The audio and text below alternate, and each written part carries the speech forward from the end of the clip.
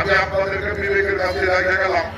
আমি থেকে অনুরোধ করতে চাই, গত 30 বছর জীবনের সব ছেড়ে দিয়ে আপনাদের সাথে কাজ করেছি, ইসলামের কাজ করেছি, সমাজের কাজ করেছি, উন্নয়নের কাজ করেছি, আপনাদের পাশে থেকে সহযোগিতা করার চেষ্টা করেছি।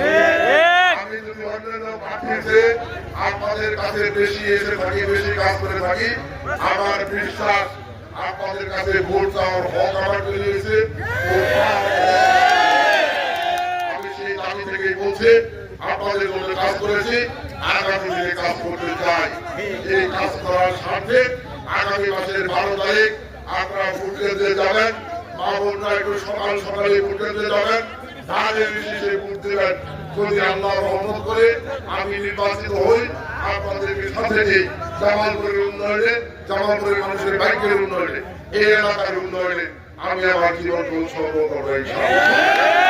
বক্তব্য শেষ করার আগে আরেকটি কথা প্রসঙ্গ